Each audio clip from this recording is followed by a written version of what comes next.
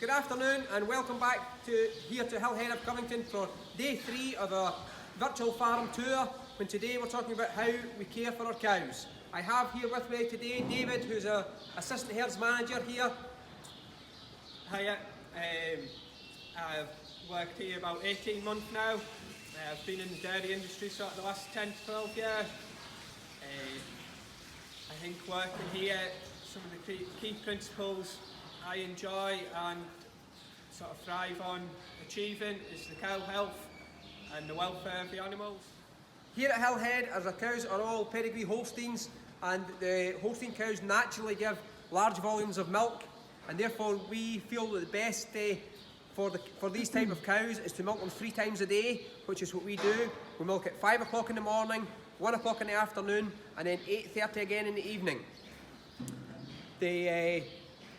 With milking this 3 times a day, the cows' udders are not as full and have as much pressure on them with milk, and also because the milk is taken out of the udders more often, they have less cases of mastitis. As has been proven in some of the more modern systems with robots in, these high-yielding cows prefer to be milked more often than just twice a day, which is traditional in the dairy industry.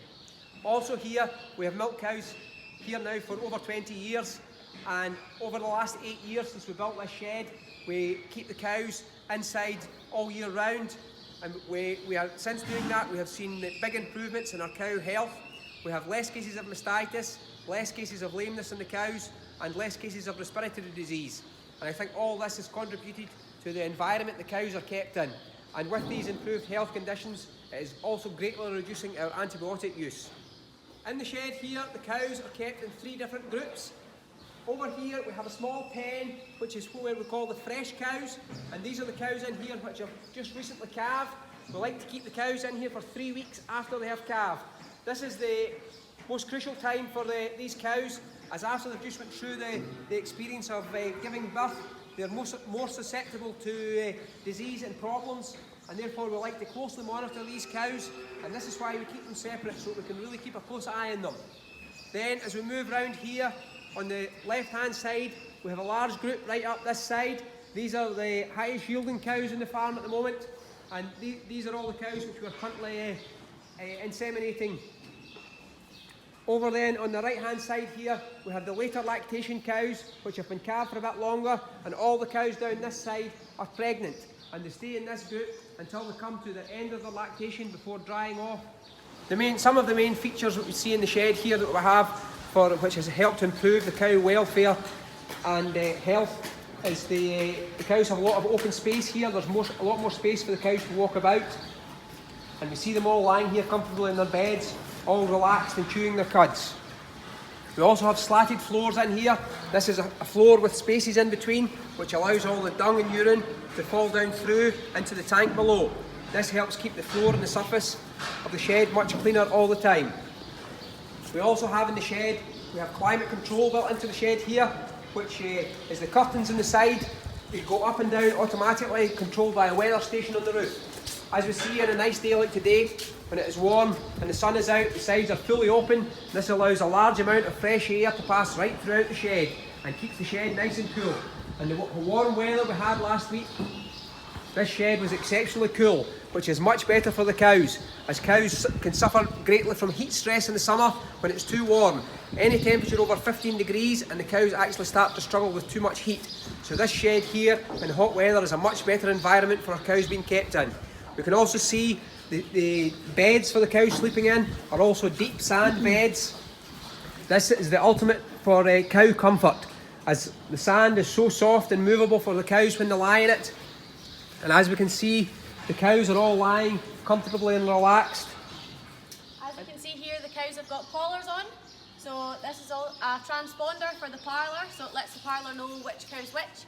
It also acts a bit like a Fitbit, so it tracks the cow's movements and their activity. It lets you know how much they've been eating, how often they've been lying down for, and it's also a heat detection system. So we artificially inseminate all of our cows, and these collars let us know when the prime time to inseminate is.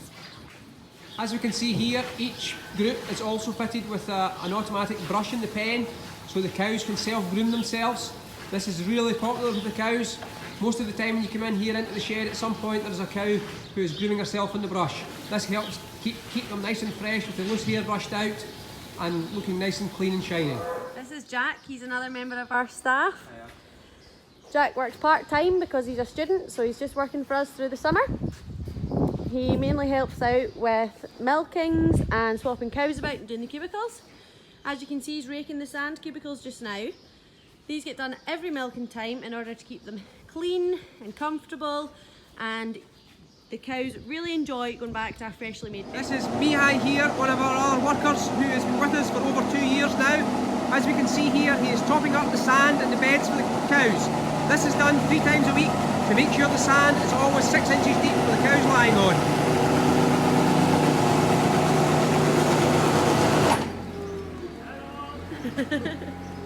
As we see, David here is continuing with checking the fresh calved cows. These cows need continual monitoring for the first 10 days after they've calved. This is a very traumatic time for the cows, as it is for any animal. So part of our checks, you can see here, he is taking this cow's temperature. We do this daily for 10 days. As the cows can't tell us if they're unwell, this is a very good way of seeing if they have a problem and enables us to treat them early. Our first line of treatment if a cow is offer food or showing signs of sickness, high temperature, is we give them anti-inflammatories and painkillers, much as we take ourselves as an ibuprofen or paracetamol. We do this to try and minimise the use of antibiotics, as we want to use as little antibiotic on farm as possible. What we feed the cows is also highly important, as these cows are producing a lot of milk.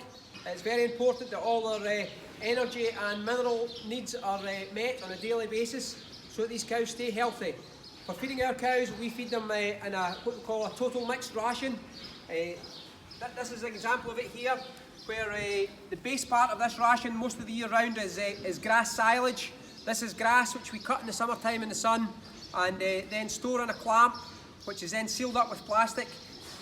So a fermentation process takes place, and this grass is then stable to be fed all year round, and this forms the base part of our diet. We also feed some distillery byproducts called draff, which is a byproduct from distillery but is also highly nutritious for the cows. We also feed them some grains and vitamins and minerals and protein. The ration, we have a nutritionist in who balances the ration specially for us to make sure that these cows are fully met all their energy requirements and their protein and mineral requirements. Also in the summertime, we like to feed them fresh grass. As the cows are inside all year round, we do this by cutting the grass in the summer and bringing it in and putting it out fresh every day. The grass must be done fresh every day, as fresh cut grass doesn't keep and will start to go off. The cows really like their fresh grass fed to them daily, and this is taken into account when formulating the ration in the summertime, and provides a good energy requirement for the cows. But grass alone is not suitable to meet all the energy and requirements of these high-producing dairy cows. He's another local boy who started working part-time for us this summer.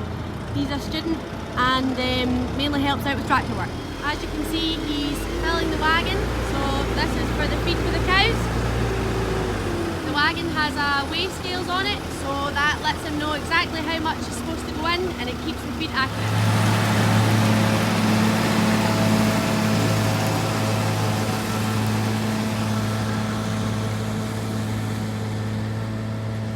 Out in the field this morning, lifting the grass. As you can see, he cuts the grass first and then lifts it straight away. This is then getting carted into the cows. Operating this machine we have Andrew, sometimes better known as Howie, and he's our tractor driver here at Hillhead.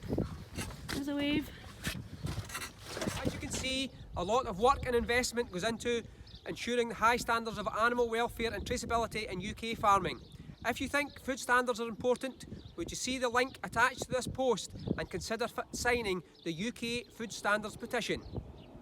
Also, when shopping, look out for the red tractor logo on your foods, and where possible, buy local. Our next video, posted tomorrow, will be a look at the maternity unit here at Hillhead of Covington.